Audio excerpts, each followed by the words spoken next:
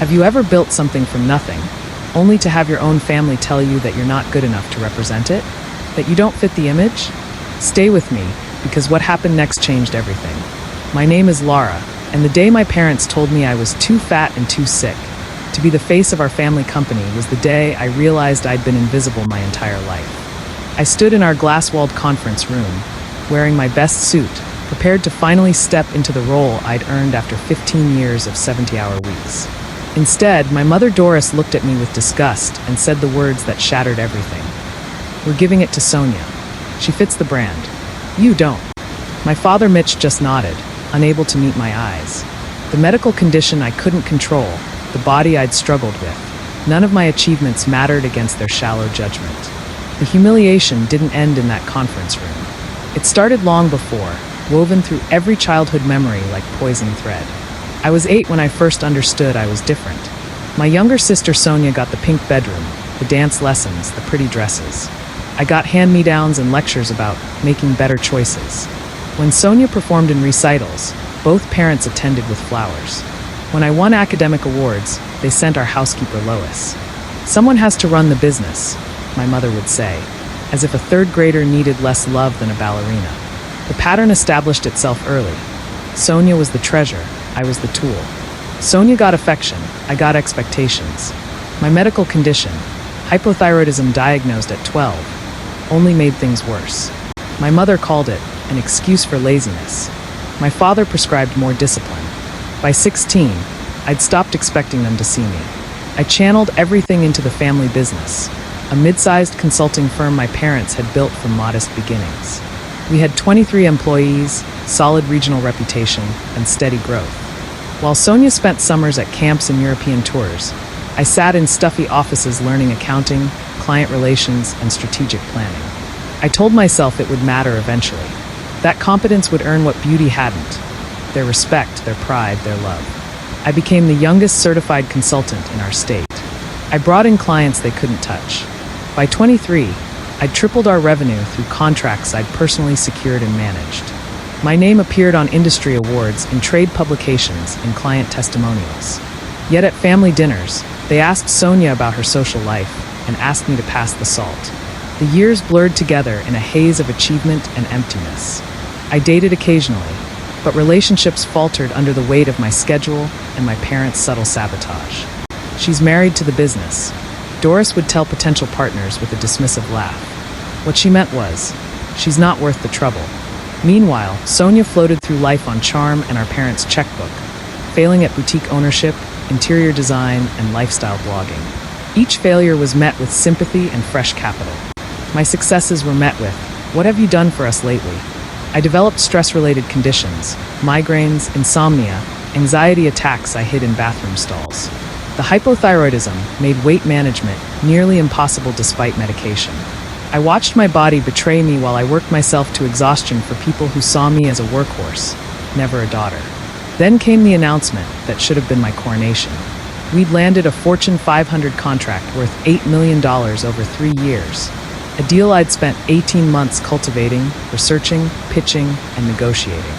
Our firm typically did $12 million annually, so this contract represented massive growth and prestige. The client, Judith Chun, specifically requested me as lead consultant and wanted my face on the marketing materials. "You understand our vision," she'd told me. "You're who we trust." The contract wasn't finalized yet. We were in the final negotiation stage before signing. I walked into that conference room floating on vindication. Finally, undeniably, I would be recognized. I'd prepared a speech. I'd bought an outfit that cost 3 months of the personal salary I rarely spent on myself. I imagined, foolishly, that this would be the turning point. Instead, I walked into an ambush. Sonia sat in my usual chair, wearing designer clothes I couldn't afford. My parents stood together with expressions I'd learned to read. Determination masked as regret.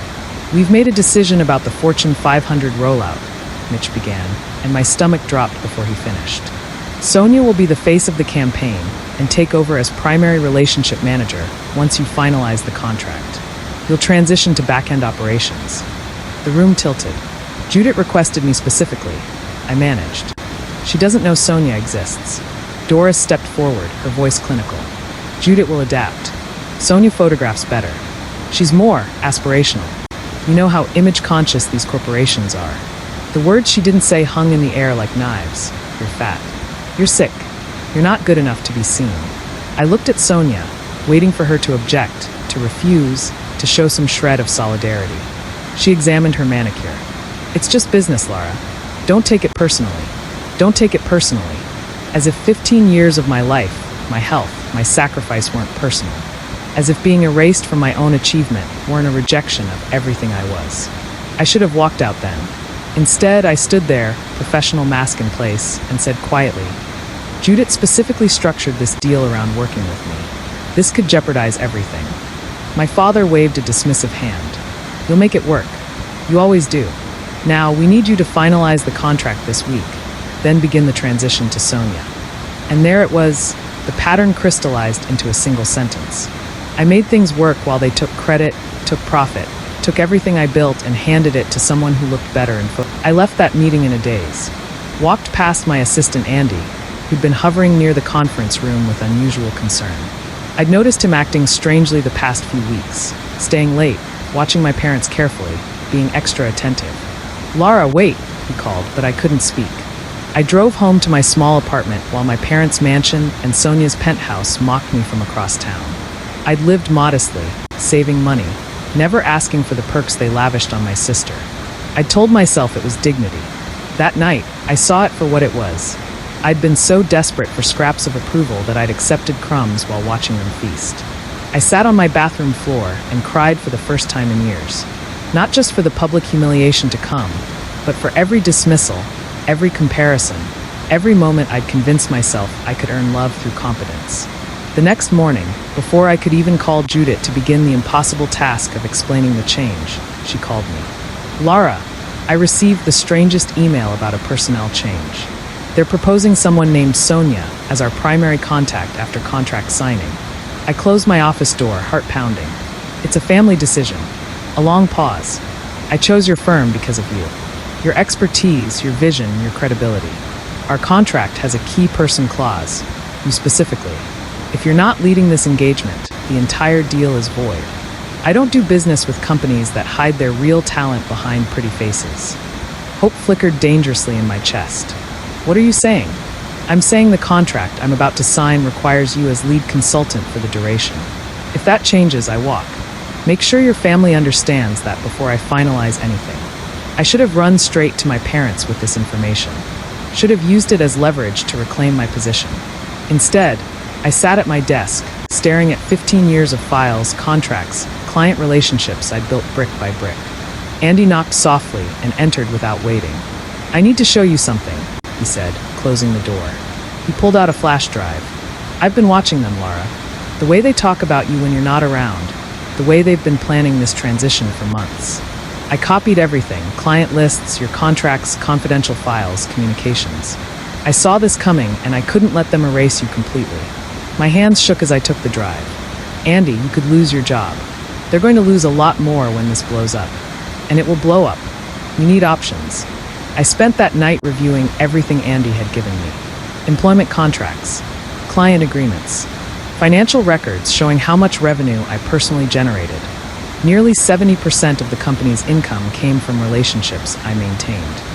I also reviewed the key person clause in Judith's pending contract that my parents clearly hadn't read carefully. They'd been so focused on the money, they'd missed the legal details.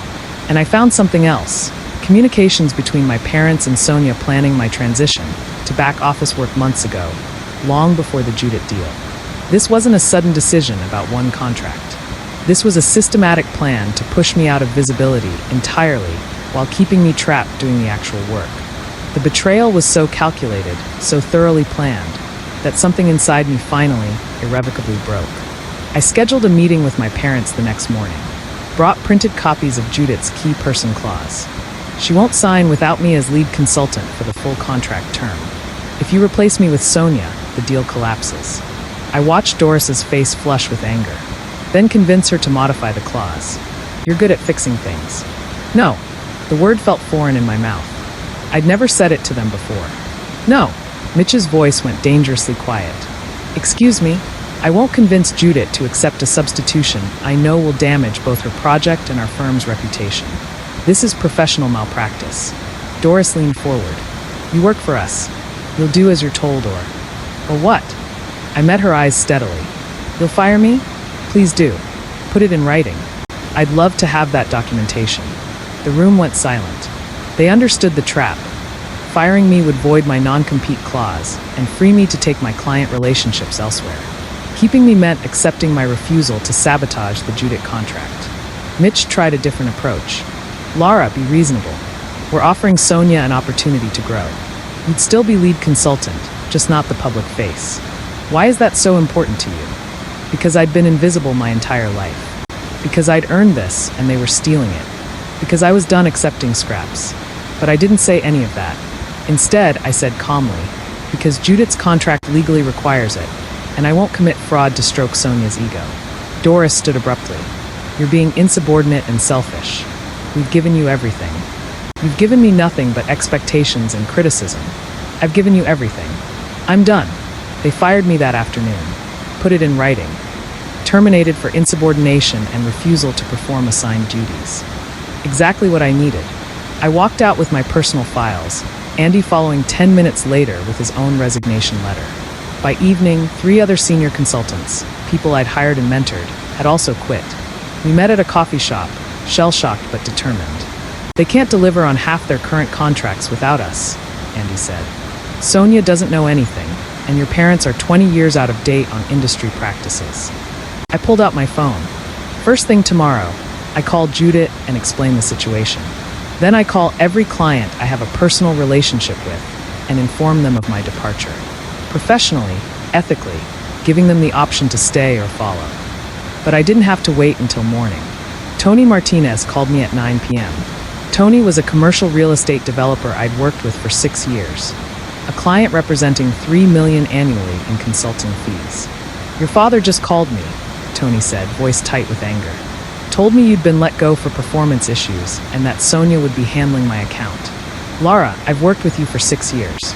I know performance issues when I see them, and you're not it. What actually happened? I told him everything.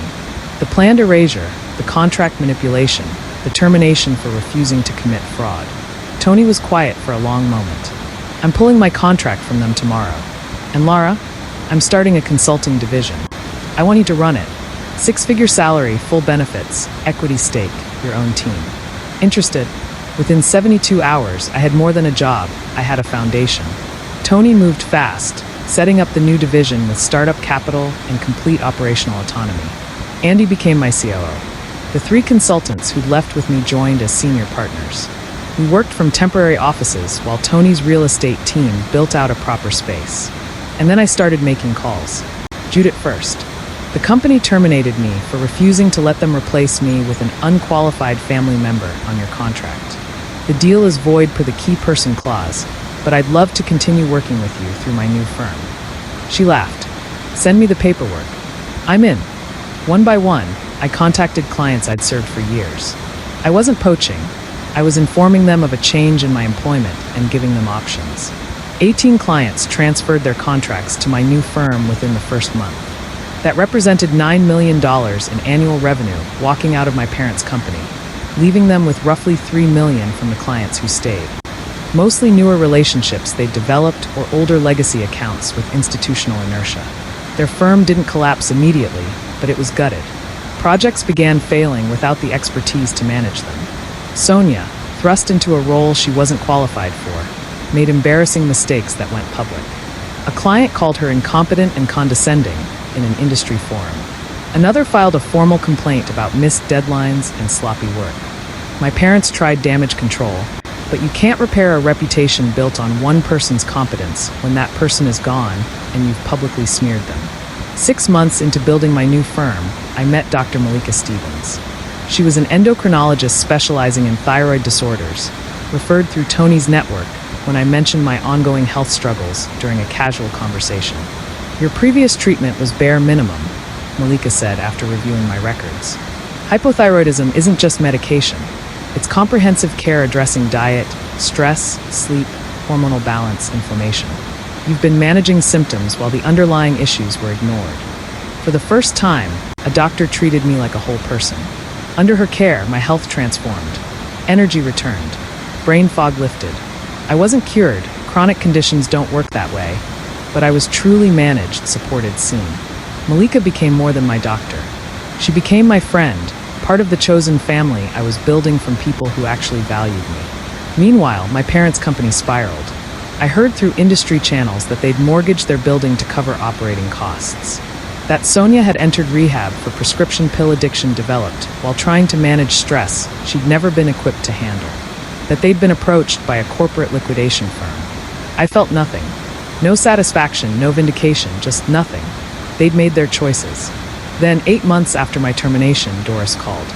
8 months of silence, broken by desperation. We need to talk. As a family. I almost laughed. We were never a family. I was an employee you didn't pay fairly and then fired. Laura, please. We're facing bankruptcy. The bank is threatening foreclosure. If we don't stabilize immediately, we lose everything. And my voice was ice. You want me to fix it. Like always. We want to discuss options. I agreed to meet them, but not out of forgiveness. I wanted closure. We met at a restaurant, neutral territory. They looked diminished. Mitch had aged visibly, new lines around his eyes, hair gone completely gray. Doris's designer clothes couldn't hide the stress or the fact that they were last season's collection, not current. Sonia wasn't there. She's in treatment, Doris explained quietly. She's not well. I ordered water and waited. Mitch started the pitch. They needed capital and expertise. The liquidation firm had offered pennies on the dollar. But if you came back, he said, voice breaking slightly, even as a consultant, it would signal stability. We could refinance, rebuild. I let him finish. Then I pulled out a folder I'd prepared 3 days ago, after running the numbers with Tony and Andy. I'm not coming back as a consultant, I said calmly, but I am making an offer to purchase the company. I slid papers across the table. For 35% of its valuation from 2 years ago. Doris went pale. That's robbery. The company is worth more than. The company is worth exactly what I'm offering. You've destroyed the client list I built. The reputation I cultivated. You have no revenue, no prospects, and no time. The liquidation firm is offering you 20% of previous valuation. I'm offering 35% plus you retain 5% equity and advisory positions. In name only, no operational authority. Mitch's hands shook as he read my terms. Laura, you're requiring we step down from all leadership. Sonia too. Correct. I'll run operations. My team. My vision. It will technically keep the family name, but it will be my company. I watched them process this, the complete reversal of power. Their daughter, the fat, sick disappointment, was now their only lifeline, and she was offering survival on her terms alone. You have 48 hours to decide, I said, standing to leave. The same timeline they'd once given me to accept humiliation. I wasn't cruel enough to point out the irony, but I saw Mitch register it.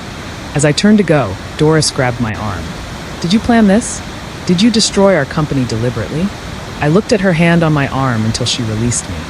I didn't destroy anything. I simply stopped holding it together. You destroyed it yourselves the moment you decided image mattered more than substance. 48 hours. 2 days later, with no other options, they signed everything. The restructuring took 4 months. I brought in my full team, updated every system, repaired what client relationships could be salvaged. Andy became COO with an ownership stake. We hired a marketing firm to rebrand, not erasing the history, but refocusing on expertise and results over family legacy. We ran campaigns highlighting our team's credentials, client outcomes, and integrity. Slowly, confidence returned. Revenue stabilized, then grew. I ran the company as it should have been run all along, as a meritocracy valuing competence and character. My health continued improving under Malika's care. I also hired a therapist, Dr. Nina Perez, who helped me process decades of emotional abuse I'd normalized. Slowly, painfully, I learned that my worth wasn't conditional, that love shouldn't require perfect performance, that my body deserved respect, especially from me. The recognition I'd been denied came flooding in, but now it felt different. Industry publications featured me in 40 under 40 lists. I was invited to speak at conferences about business turnarounds and leadership. The firm won awards based on actual work and client satisfaction. I didn't need my parents' approval anymore. I had something better, my own. One evening, 11 months after the buyout, Sonia appeared at my office. She looked healthier than she had in years, clear-eyed, steady. "Can we talk?" I gestured to a chair, wary. She sat carefully. "I've been in treatment. Therapy, not just for the pills. Processing everything. And I wanted to apologize. A real one, not the manipulative kind we grew up with. I waited. I was complicit in how they treated you. I benefited from it, enjoyed it even. When I said nobody else would hire you, that you were a mess, I knew exactly how that would hurt. It was deliberately cruel. I could have accepted her apology and moved on. Instead, I spoke a truth I'd earned. You weren't just complicit, Sonia. You were actively malicious because you were terrified of me, of being compared to actual competence. I understand that now. We were both damaged by them, differently but thoroughly. I'm rebuilding. You can too. But not with me. I need boundaries." She nodded, tears streaming. "I understand. I just needed you to know I see it now. All of it." After she left, I sat in silence. Some relationships can't be repaired, only released. I was learning to be okay with that. 2 years after the buyout, we hit 36 million in annual revenue. Triple our peak under my parents' leadership. I stood before our team of 60 and felt genuine joy. "This happens because we value each other's full humanity," I told them. "The family I chose loves me unconditionally. My body, imperfect and resilient, carried me through hell to peace. My parents exist in my rearview mirror, growing smaller. Some stories end with a woman in her own power, finally free. That's mine, and it's perfect. If you've ever had to set a painful boundary with family who couldn't see your worth, comment below. Tell me where you're watching from. I want to see how far this story reaches. Have you ever been betrayed by the people who were supposed to love you unconditionally? Tell me your story. And if Lara's journey resonated with you, please like, share, and subscribe for more stories about transformation, justice, and finding the family you deserve.